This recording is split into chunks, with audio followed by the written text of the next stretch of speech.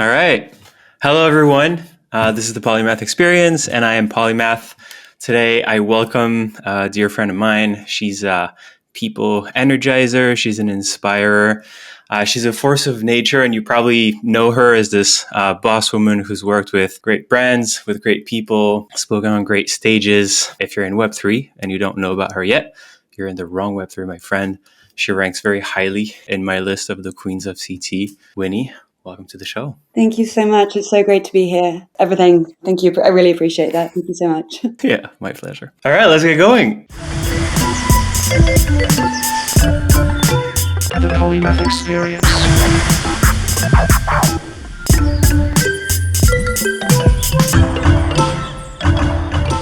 It's awesome because I know you, but I don't really know you. Who were you before you were Winnie?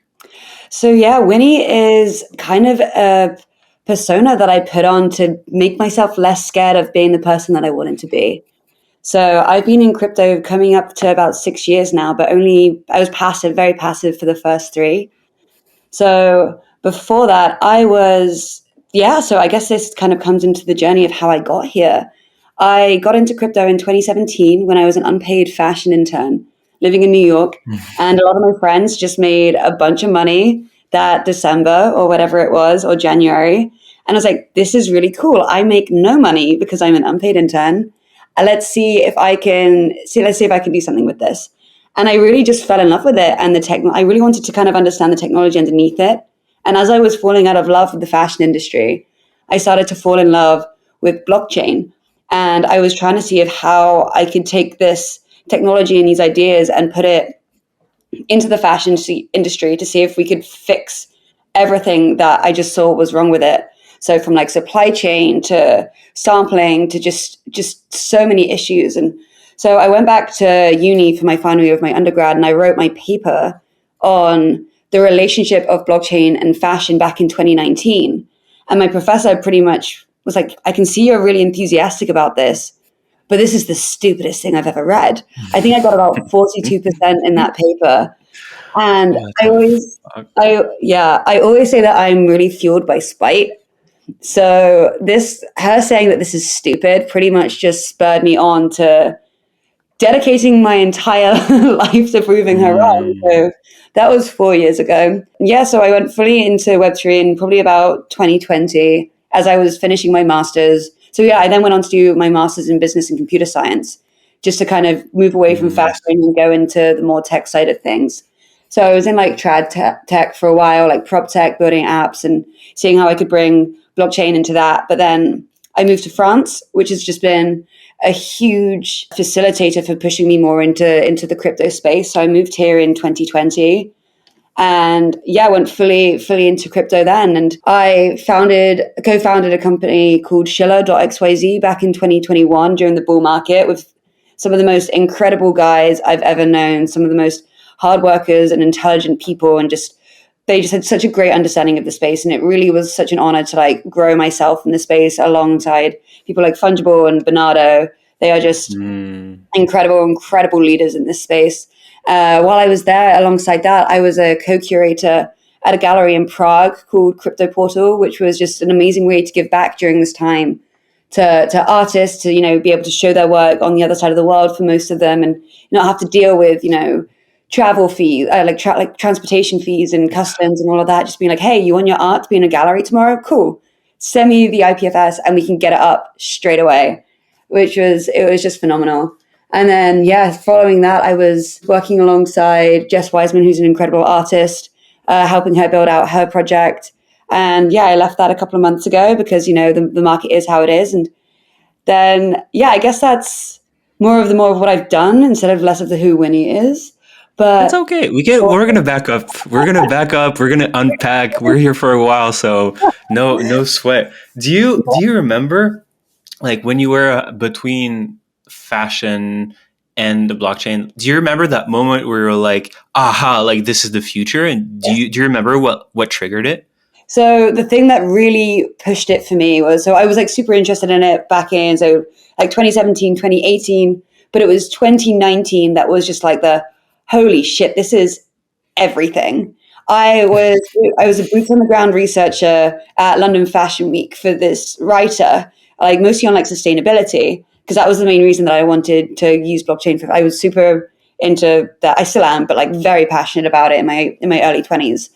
And I went to a talk by Brooke Roberts Islam, Megan McDonnell, and The Fabricant. So this was back when The Fabricant was 2 employees back in 2019. And they did a talk about digital fashion. They were just about to sell the first digital piece of clothing. And I just sat and watched this talk and I was just in awe. And I was like, this makes everything that I've been trying to find, companies I've been trying to find, this is it. This makes so much sense. And I love it because I still have the DM that I sent them back in 2019 in February being like, are you guys hired? Do you have internships available? I want to come work for you guys. This is just everything. This is, no one at my uni has done anything like this. This is what I want to do.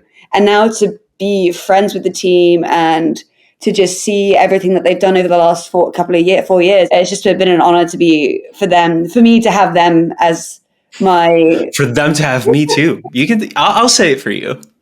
for them to just be the light that led me through into this metaverse. So yeah, I would say it's them. Yeah. That's awesome. It's really cool to see like people having good mentors. Mm-hmm. People who they can look up to, who can transmit that to them. Man, I wish everyone had that, because it would make things a lot easier, because it's a very appealing industry for a lot of people. We all see the appeal, sometimes for the wrong reasons, but it's really hard to navigate Oh, for sure. I think I'm at incredibly times. lucky with my mentorship, and I have some, especially surrounded by such incredible women as well, that have really been able to guide me through the last few years. I mean, like trying to start, I feel like, starting companies and having women a few years older than me who have been through it, just being so willing with their time. So, and I do wish other people did have this, but I'm so grateful for it. Man, I'm a bit jealous because I know there's probably some weird sides to being a woman in Web3, which is like something that I always love to talk about with women, actually. But there's also a lot of empathy in the clique of women in Web3, which there's not amongst men. I know, and I do think that is a shame. No, I completely agree. And there should be. Like, I love how we have those boys clubs. So Boys Club for Women is such an incredible thing, but there are guys in it as well as allies. And I think that's just really great that we're all kind of winning together. And I have such incredible, strong male friendships in this space as well. And it's really great that they can express vulnerabilities and problems, and, when they get down bad. Like, it's really great that I think we have such an incredible group, especially of people who are left now, that there is that support system still there. I mean, of course, there is still some toxic mentalities, but that is just that's part of life, and that's part of everything. So yeah, I think especially we've spoken briefly about this before, just finding people and just having these people around that just make it a little bit easier, makes this space Yeah. a little bit more bearable. When you see the event on your calendar that comes up, you're like, oh, a breath of fresh air, a little bit of sunlight in my week. Yeah, Yeah. those are important. Absolutely. Okay, do you want to go back to how Winnie came to be? Before crypto, you would not see me public speaking. You would not see me doing anything remotely out of, like, I wouldn't say like out of my comfort zone. Like, yeah, I did some things, but just not, I wasn't who I wanted to be. Like, the way I grew up in a really sheltered environment on a really small island that focused very much on finance. And that was your path. Like, even when I wanted to study fashion, I remember my high school mentor or whatever was like, that's like, come on, be realistic, be real. And like, that's what they said to me. And I was like, that's that's just the baseline of what I want to achieve in life. I wanted to be a fashion designer. Turns out I didn't actually enjoy fashion design that much, or the industry. Like, it was actually really, really horrible. But I had no autonomy in my younger years. I was a swimmer. My mum was my coach. I was just forced into this routine and to be this person consistently for someone else, and for just, it was always being the goal. Like, I don't say like a golden child, but you had to look a certain way, just be this toy. And when I created Winnie, I was like, oh my gosh, I've even been able to choose my name. I've been able to choose absolutely everything that I want to do. I can wake up every day, and every choice that I make now is my own. So I say, okay, cool. I'm scared of public speaking. Let's get over that. I'm scared of this. Let's get over that. It was just a way to remove myself from myself and create a persona, and then be able to attach that to a digital identity and then turn it into almost like a real thing.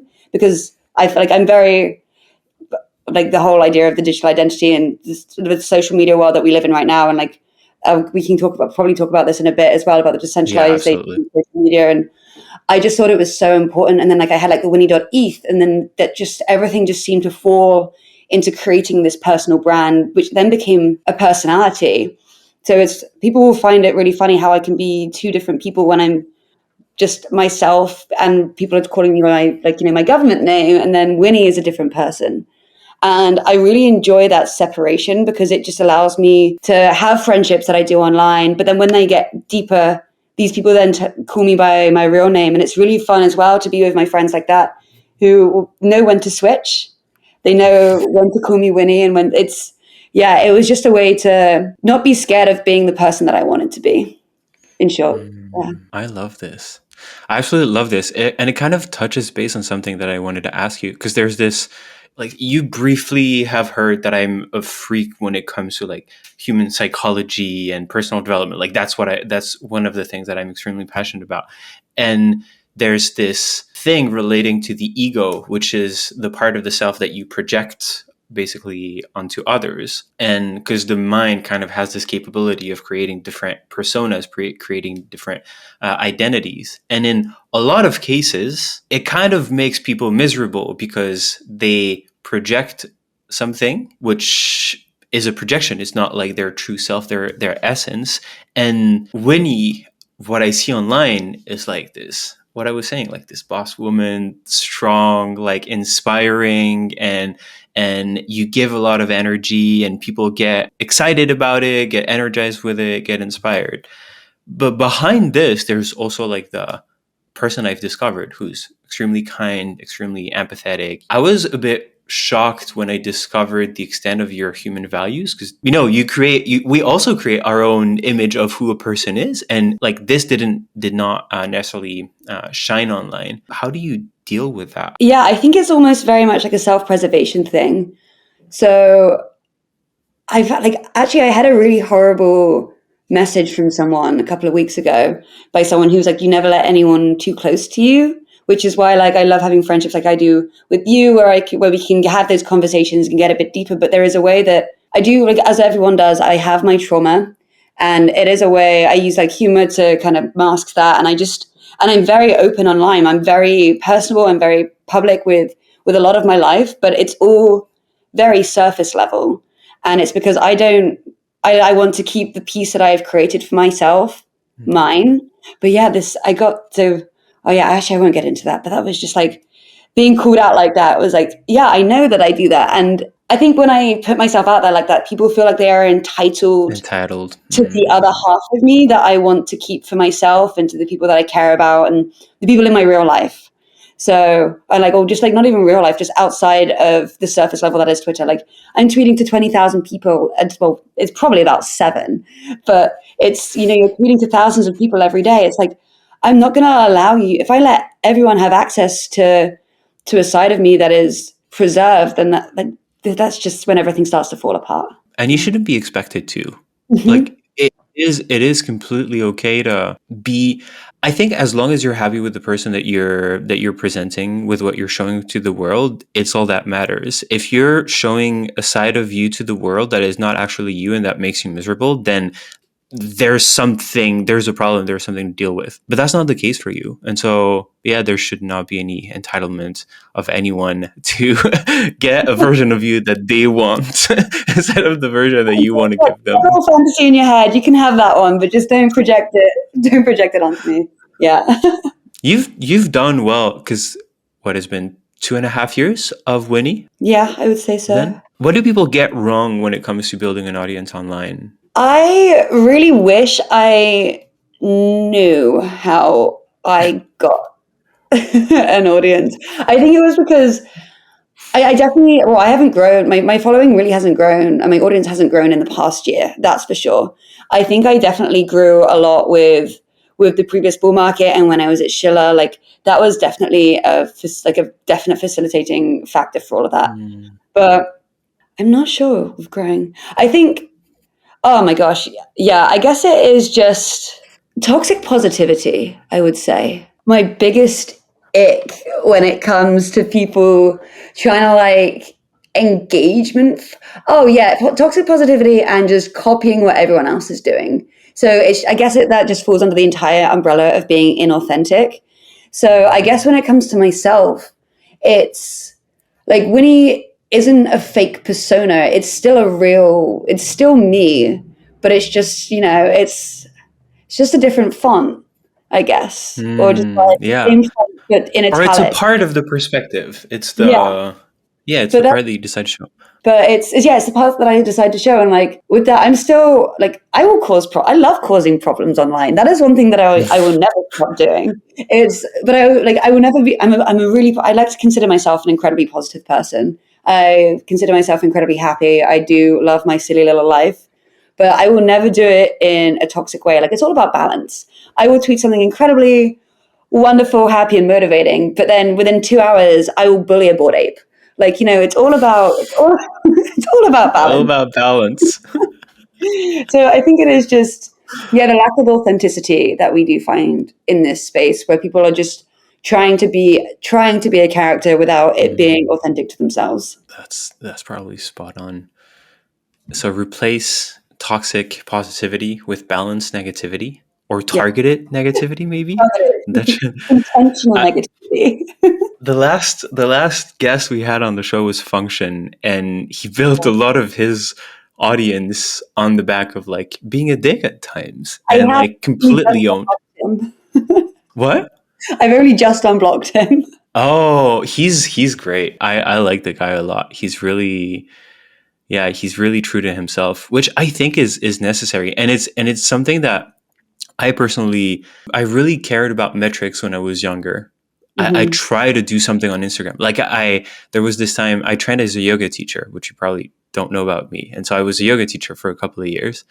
That's when I was at the peak chasing metrics Yes. and wanting to be a guru and wanting to say the things that I thought would like do well online and not being myself at all. I was completely like in that identity, but unlike you, I was not conscious of it at all. And it doesn't work. It just doesn't work. And now I don't grow still on my Twitter, but it's fine. I'm being myself and I'm having like awesome interactions with people.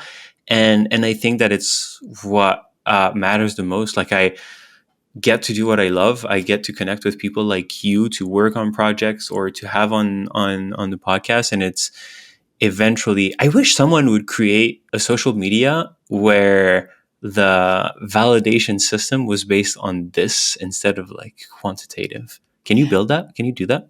So this is one thing that I'm getting really interested and this is something that I'm building out with LDF at the moment, actually. So this kind of ties into all Mm, of this is understanding social metrics and what the kind of data that we collect. It's just like, why is our success of like a social following either like just like your follow account or how many tweets that likes you get on a tweet? Because also none of that is genuine. You can bot all of that. And also like, oh gosh, I'm trying to like order my thoughts right now surrounding take that. your time. Uh,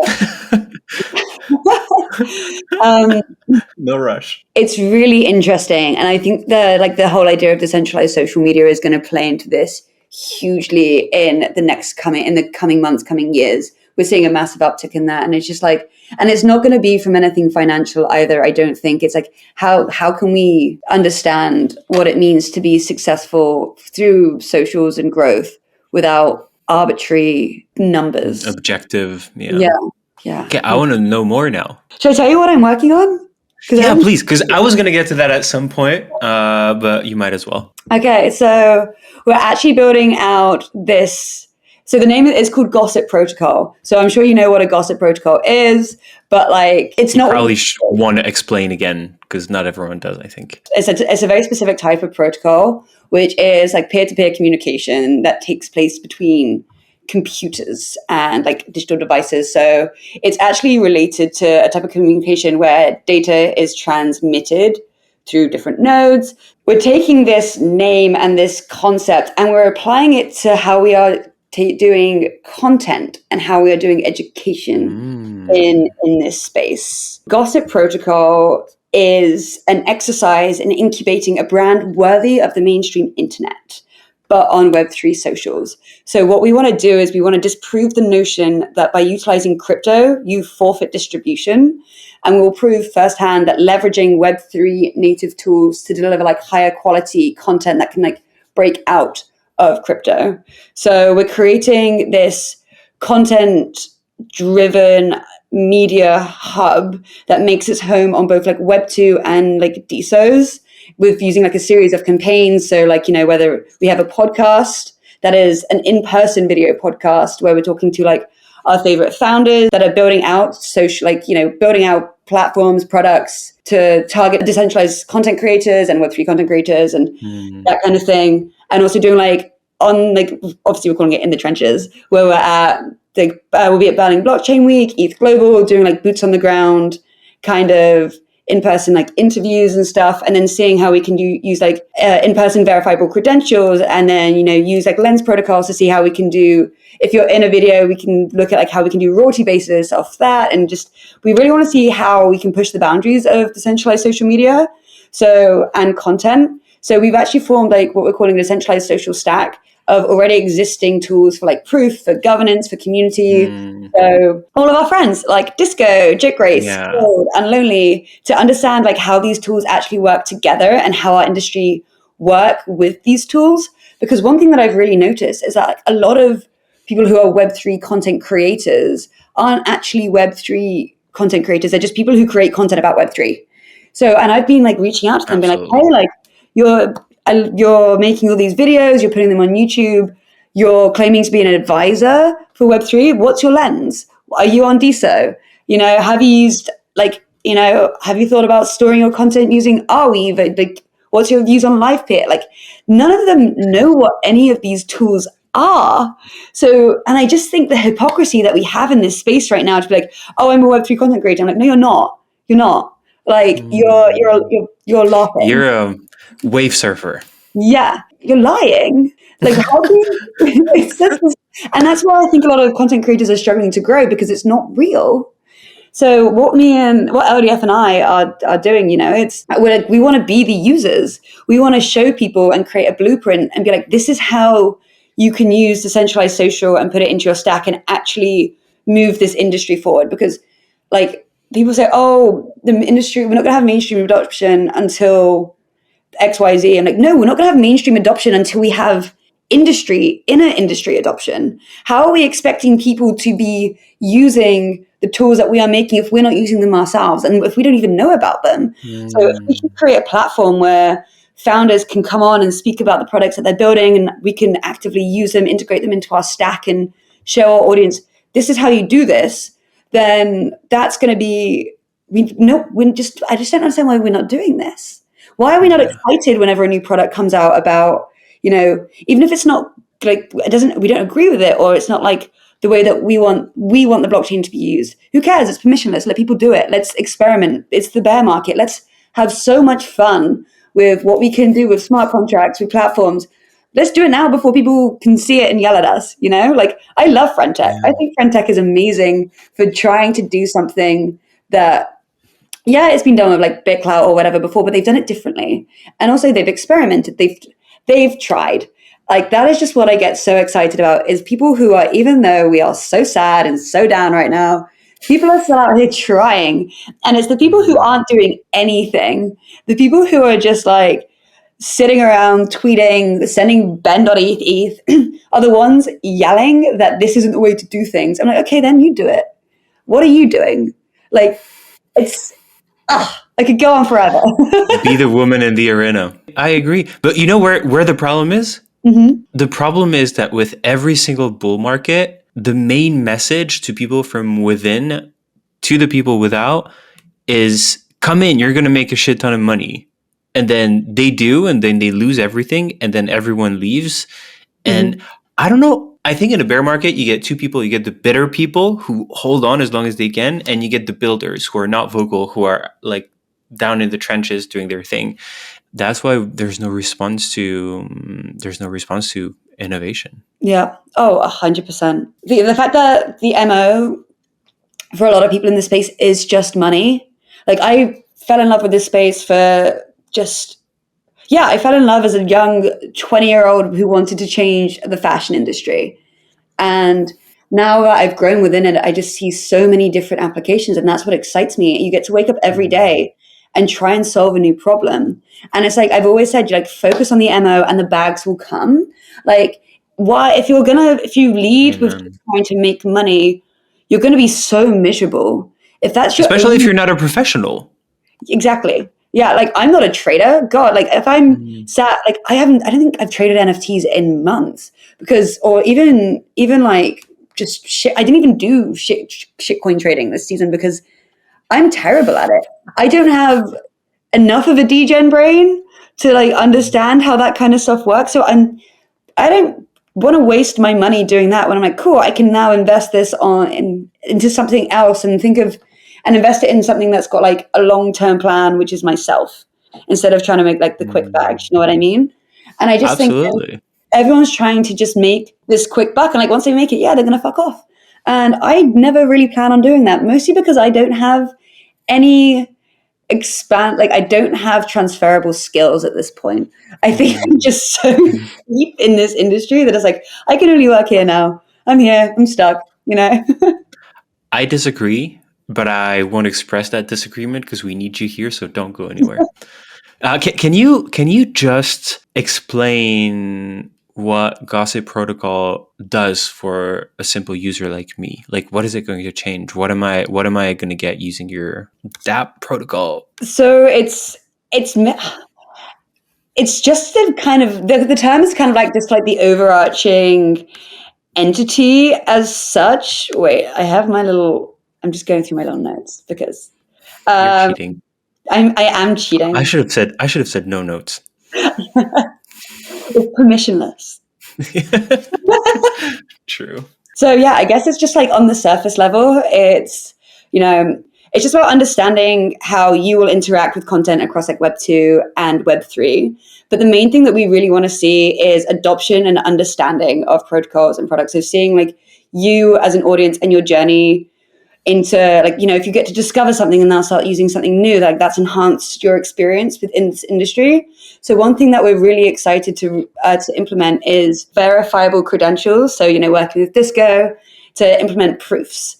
So these are this is off-chain data. So, but it gives you like a little badge, a little gold star, if you will, for, if you watch a podcast on chain, that means you can then get a little proof to say, cool, I watched this, I learned about this, and that just shows your like involvement with the brand. And it's just, again, another way to kind of get those metrics of like, so followers don't mean much. It's like, okay, who's actually interacting with the content? So kind of just seeing that. And then also, yeah, just seeing how people interact with these protocols and with these companies, and also bringing the one thing that's really important to me is the side of humanity. Podcasts are great. Podcasts are so fun, but like it's always this way. We're always speaking to a screen. Like I'd love for us to sit over a coffee and have this conversation. Please. That's exactly what we want to do. We want to be with these founders who are also like, our friends. And I want to sit in a room with them you can't see the mics.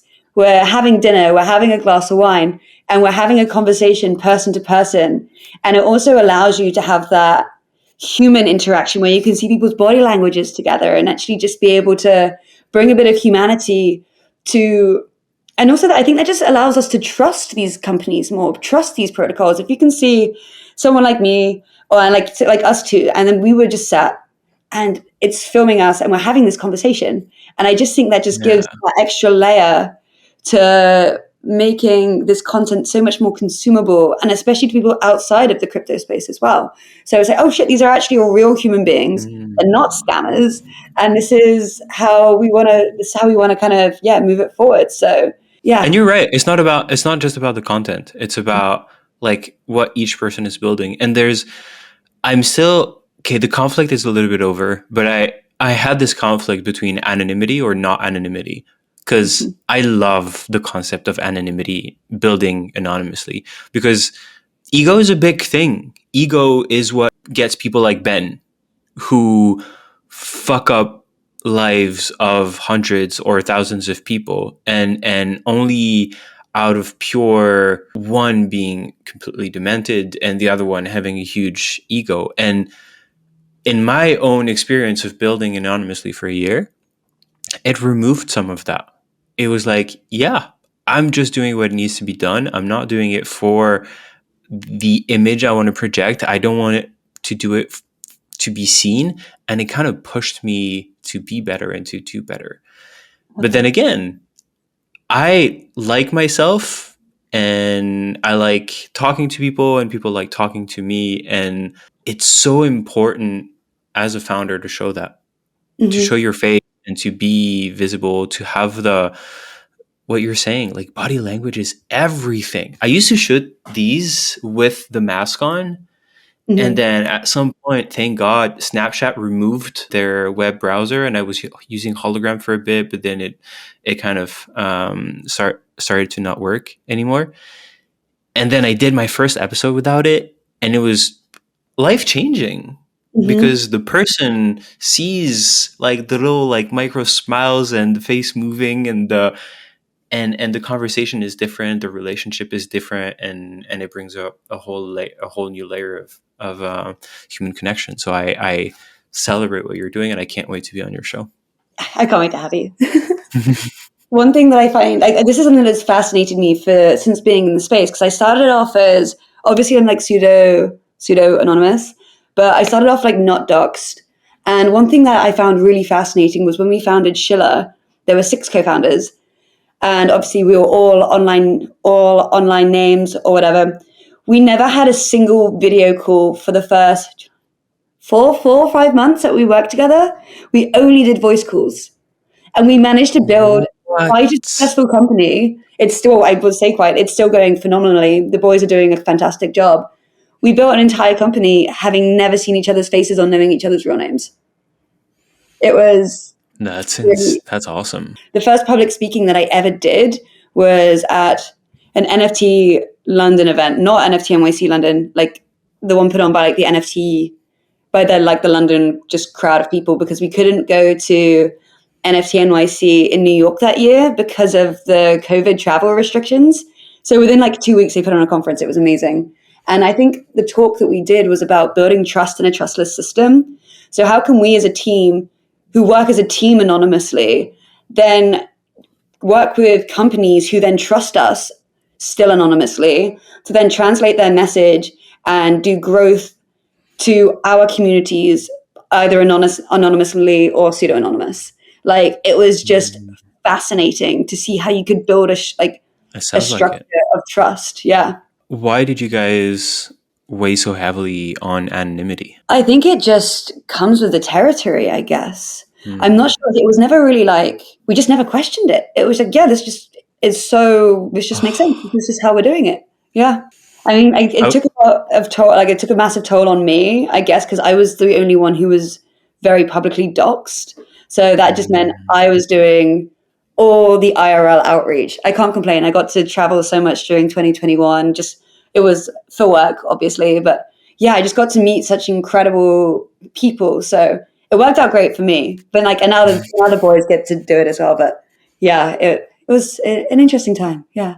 Are they docs as well now? Their docs, no, I don't think any of them are still. Like, I mean, they go to conferences and their faces, they will speak to people, but like no photos kind of thing online. Yeah. Which is amazing that they managed to maintain that, because most people have, Insane. 2 years. yeah, most people have given up at this point, or just, you've got, I feel like sometimes when you reach a point you've got to, but it depends on what your goal is, I guess. For me, I really love like public speaking and being very personable, so I guess that just came with my territory, but I can understand with some other people that that's just not their MO. I look forward to having exactly what you were talking about at a wider scale, of having that track record of what you've been doing on chain to build your online identity, because it's an investment in time. It's a social investment. And I think it's the number of transactions that you've done is not enough. Yeah. for me. Like, the degen score types of apps, it's not enough. But if we add a social layer to this, then we can actually, it will amount to like months of people's lives, years of people's lives, and they will be a lot less incentivized to having nefarious behavior because there will be a track record. But we don't have that yet. Yeah. And so it's still a little bit hard to trust people only because there's blockchain. It's not like just it's not a magical technology. It needs to be connected to human life, basically. Exactly. Yeah. Yeah. What is this tech without its actual uses? Okay, I want to try something today. We're going to do rapid fire questions. Rapid Oh, I fire love these. questions. Okay, off the top of your head, you don't have to think. If you could only buy one NFT and hold it for the rest of your life, what would it be? Oh my God. A ghost. X copy? No, GHX. Oh, Yeah. yeah. I think X copy come up because it's a similar art, right? Yeah, kind of like The grifters. Yeah, kind of similar. Yeah. Do you know? Okay, Yeah, I'll send it to you. I ruined the rapid fire. If you could only hold one crypto for the rest of your life, what would it be? Ethereum. I knew the answer. Who are your top 3 favorite people you vibe with the most at the moment in the space? Oh gosh. So Evan McMullen, the founder of Disco, she is quite possibly one of the most inspiring and incredible women that I've ever met in my entire life. I'm so grateful to have her as a mentor, as just such a huge part of my life. LDF, who is the one that I'm building this out with at the moment. Yeah, just to be able to have someone that you can have so much fun with, and just, nothing is stupid. Everyone's like, we can do anything, and just being able to vibe like that is really great. And then number 3, oh my gosh, You can leave it at 2. yeah, I'd say those are my top 2. That sounds good. What's something about you people online don't know? I'm a bit of an old woman. I guess that's one thing that people like. I do obviously love like my nights out and stuff, but like my favorite thing to do is to just go to the cinema by myself. That is like, I love to go listen to like just music by myself. I love classical music. I love going to the opera. I love doing that by myself. I'm very much like, I love doing things alone. I love being social, and I love hosting. I love being around my friends. But as soon as I want to do something, like especially for like traveling, that I have to do that by myself. Exploring the world is something that I like, and arts and creative things is things that I really love to do alone. I love people who understand the value of being alone. It's so important. It's so important. What's something about you people think they know that's not true? That I'm a stupid little blonde.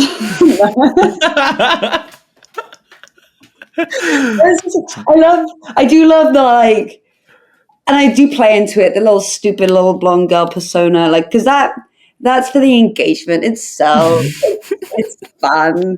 I kind of enjoy that. If people think I'm stupid, people can think I'm stupid. Yeah. Little Barbie girl. Yeah, I'm okay with that.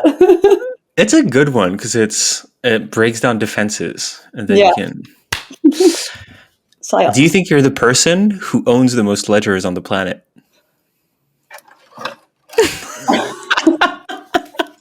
I don't know. I don't know what you're talking about.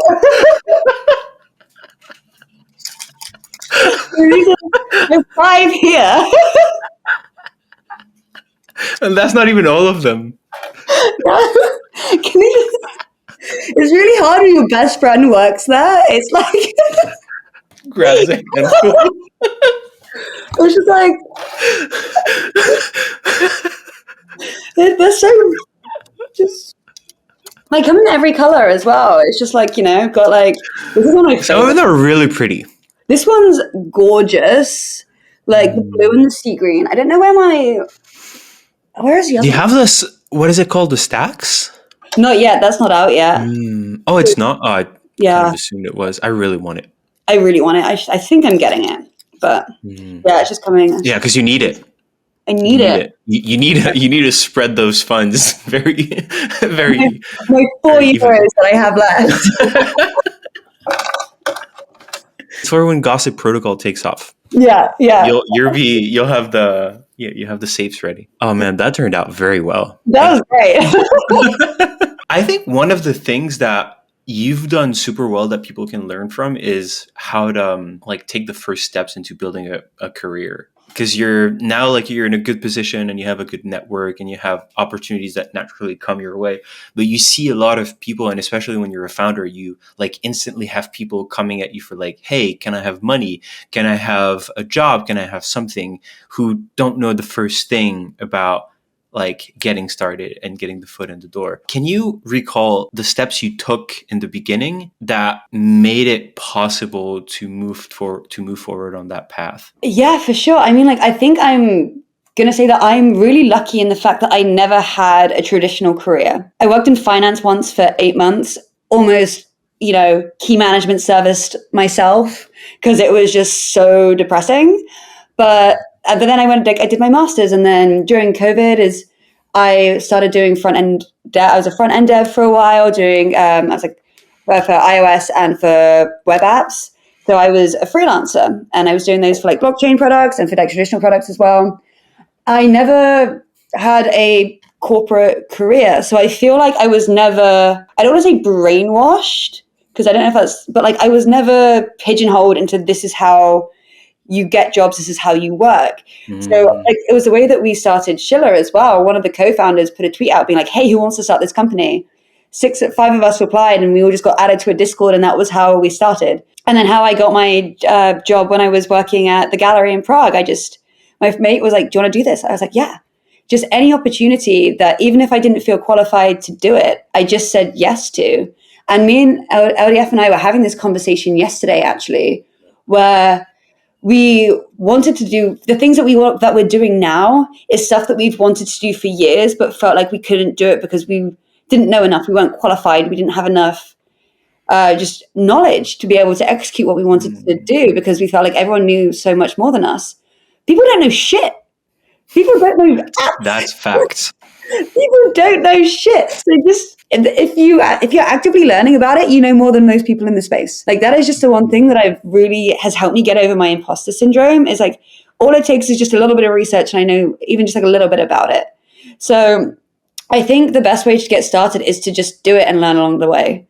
If someone tweets about an experience, like tweets about like an opportunity that you think, cool, I don't know if I'm like super qualified to do this. I know a bit about it, but I know it's not about what you know, it's about knowing how to find out the information. 100%. So All the time. All the time. If I don't know something, I know how to find it out. And I think that's like one of the best superpowers to have. There's an overwhelming number of people focused on action, on just doing things. And the definition of madness is to repeat things, expecting the outcome to change. And it's like you keep begging for something, you keep asking, not showing anything, or you try to grow an audience or you try to make something work. And if you don't learn along the way to level up a little bit, I think that's what did you call it earlier? My ick, yeah. Ick. I like it. A new word for me today. And for you, the internship thing, going in and saying, what was the internship for again? I was doing wholesale and merchandising for a fashion house. Like my entire life, I'd wanted to work in the fashion industry, and yeah, it changed because I was fed new. There is nothing wrong with changing your opinion on new information. That is the one thing that I've also really learned. It's like That's good. Yeah, it's okay to. You have to adapt.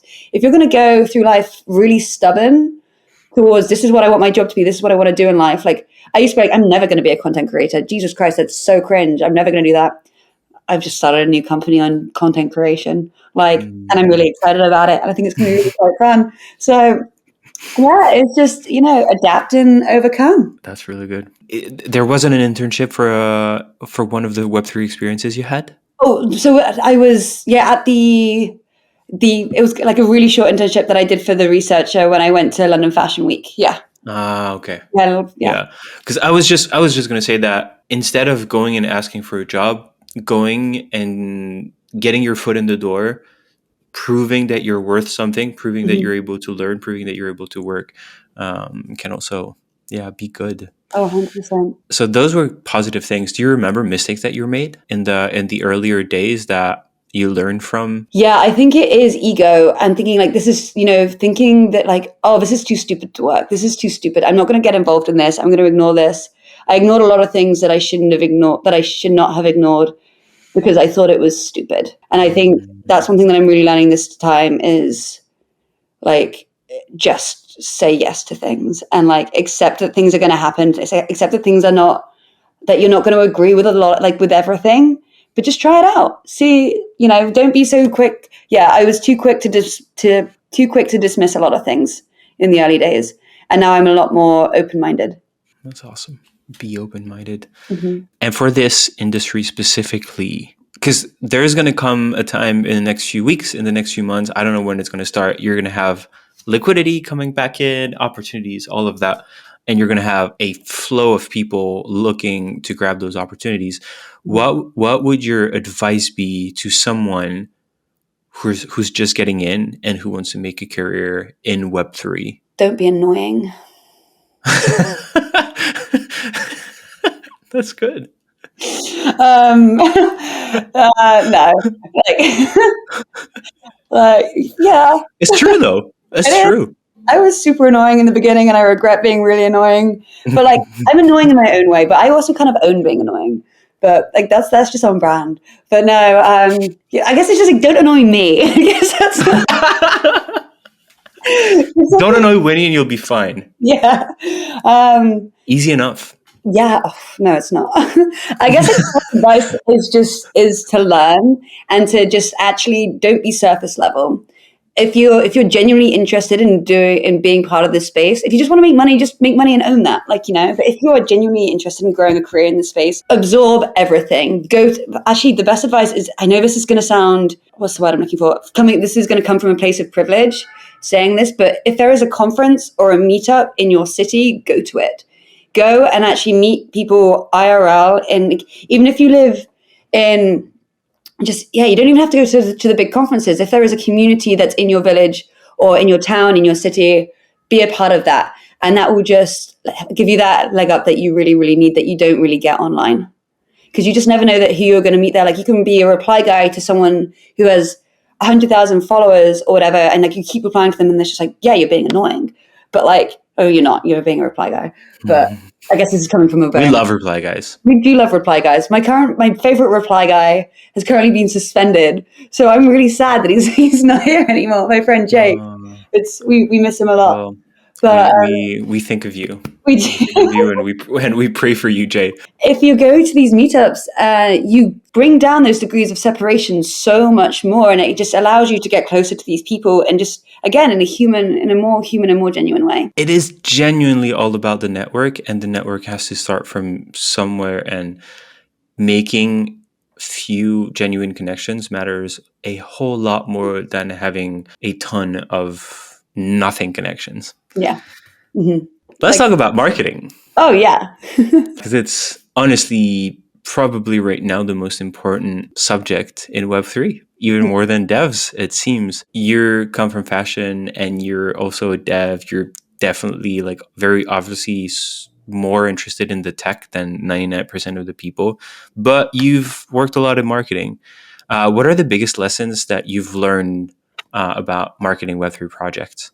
How quickly the space changes. And like, I say that, like, people are like, oh yeah, that's so obvious. No. Oh my God. I remember when I was at Schiller and we were doing growth and marketing for projects back in 21, early 22. It was so fast paced and so much easier, and people cared about, I don't want to say easier, people cared about the projects, people cared about the teams. It was just so much more fun to market back then. And then when I was doing marketing and biz dev for FigureGot over the last year, it was like, marketing is just alpha calls. That is what it means to market a project nowadays. It's not real. It's all completely manipulated. You can't, like, if you want, there is no marketing right now. I'm going to like literally say it that way. The only way to do it is manipulation. Yeah. And it's really, really sad. And I think also that's very much on the NFT side. And I'm I love NFTs. I love everything that I've done with them, but it's very much having to be something that I'm phasing away from, because it's something that I've really noticed that people that don't care about anything else but NFTs and flipping NFTs and making money. And it was really, I loved working at FigureGot. I loved being around Jess and just the art that she created and the experience that she made. But it was like, so I came into this space wanting to be a Solidity dev. My last job was writing tweets. It was just like, what did NFTs do to my brain and to my life and to the career that I wanted to have? And I'm still getting it now. Like, I left a couple of months ago and I didn't do an announcement for it because I don't feel like everything needs to be announced.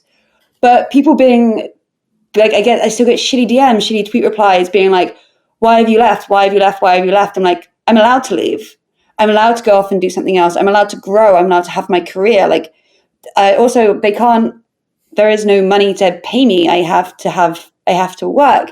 And it's just like all these understandings of people that don't know how, that really went off on a tangent, but You're allowed to. yeah, It is the most understandable tangent. it's like, I love the company, I love what they're doing, and I will always support them, but like, I have to do it for myself. I really fell out of love with NFTs in the space because of all the underlying things that are going on with it. So I'm going back to my love of the blockchain, of tech, of building things with purpose, instead of just like, FigureGot was built with a purpose and it still is being built with a purpose. But it's when you have the people who are just DMing you being like, about floor price. I'm like, that's not the point of everything we're doing. It's not about fucking floor prices. I'm going to scream. Yes, It's please. like, Please scream for all of us who can't. can you just stop sitting on your fucking ass and yelling at me over Twitter because of something that like that no one can control right now? And it's like, I just want to do what I love, and I give myself permission to do that. No one else has to.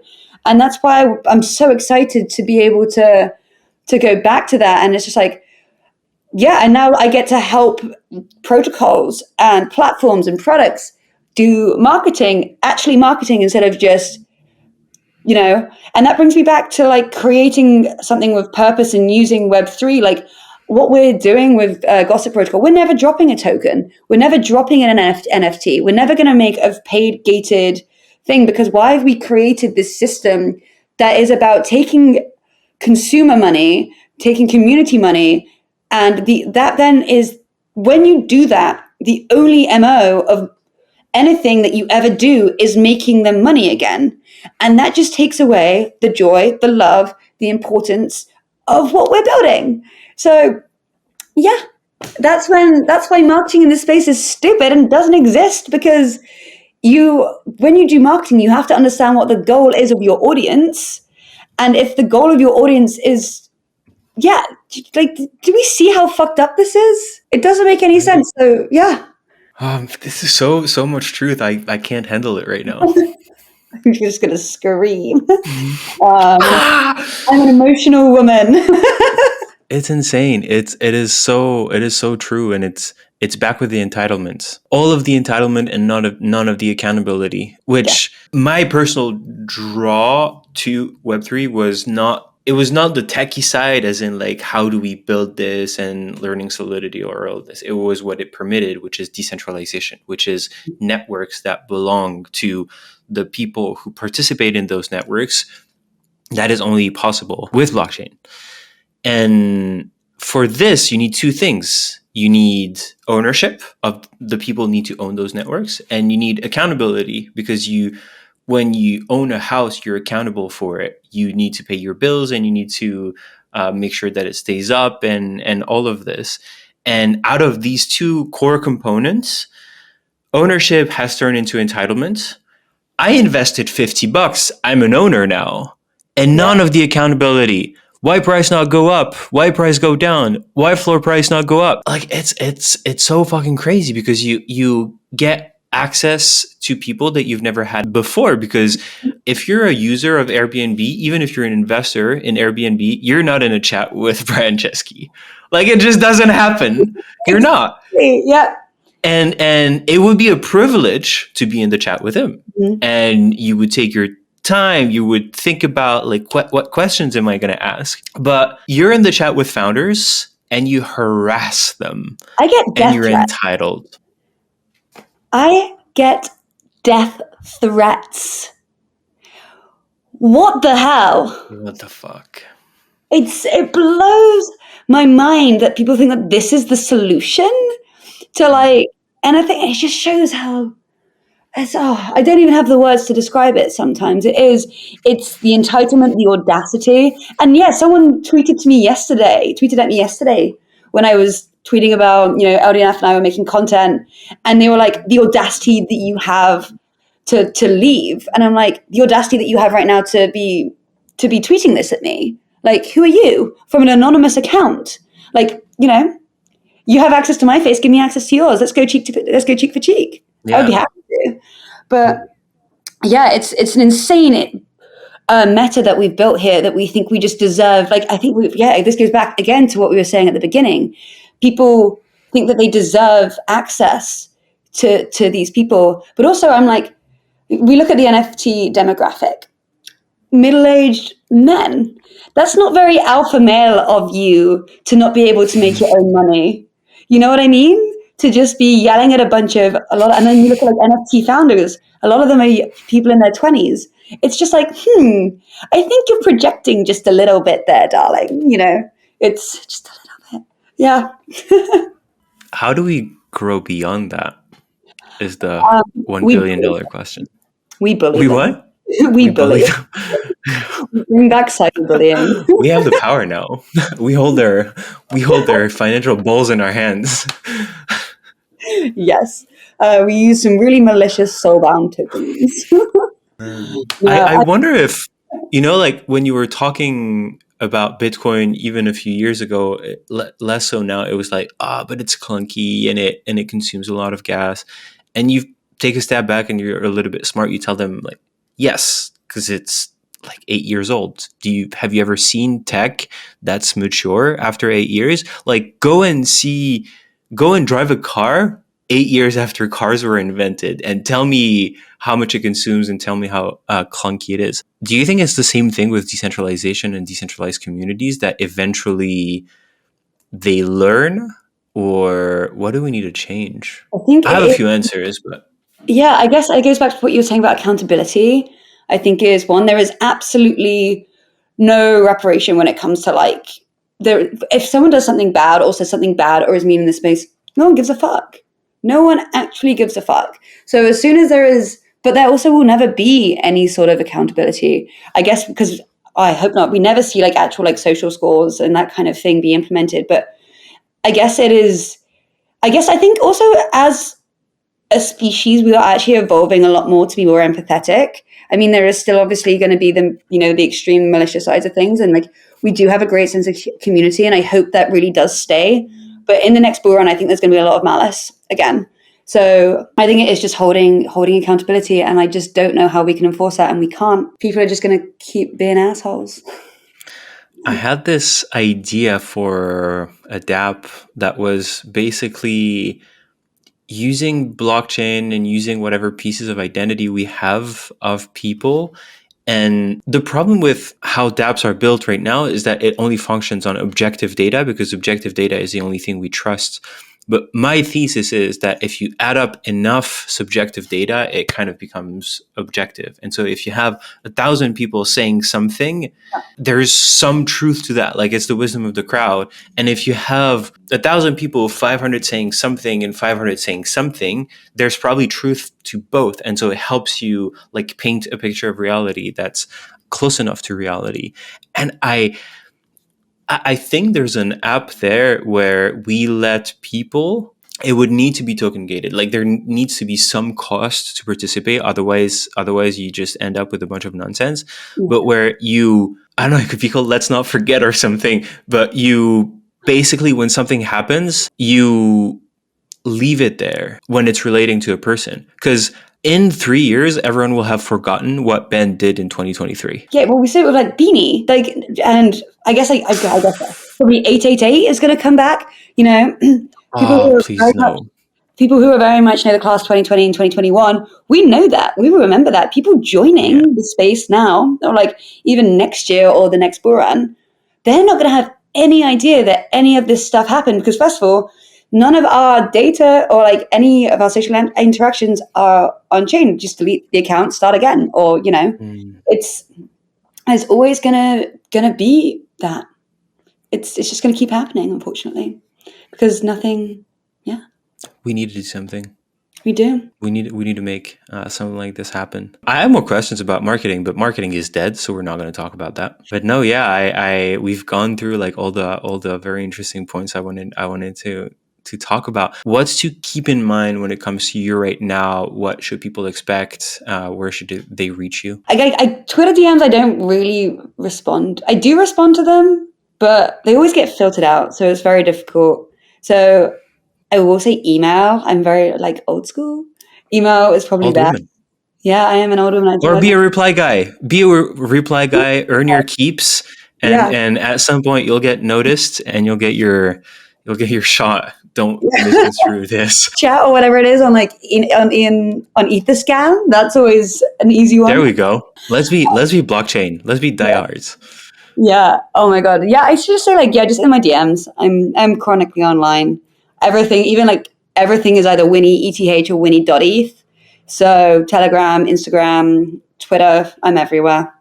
But make sure it is me because there's been some scammers going around as me Of again on course. Instagram, which is just so annoying. Like they just I find it so bizarre because they like rip my entire Instagram feed and re-upload it and then start DMing my friends being like, hey, how are your crypto trades going? And all of my friends just now have to like troll them back because it's like, Winnie wouldn't do this. But yeah, it's just the fucking fake Instagram accounts are the bane of my life right now. I'm just like, oh, there's a fake account of you. I'm like, I know.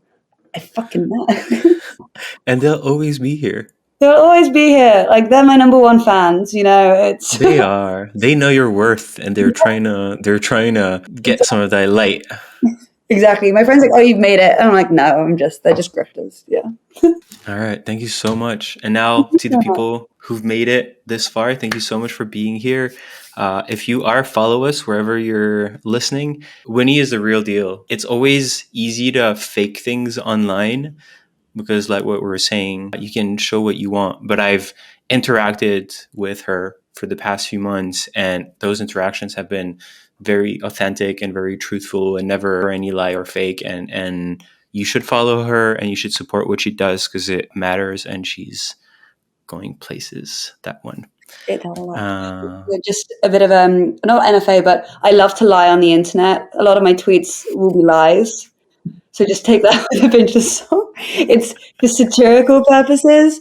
It's just women love to lie. don't say that. That's not true. Not all women. That's a lie right here. Is anything true?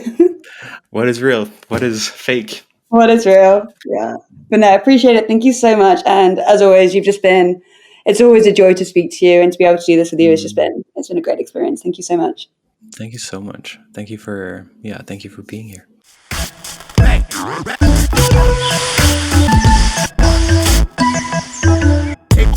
The Polymath Experience.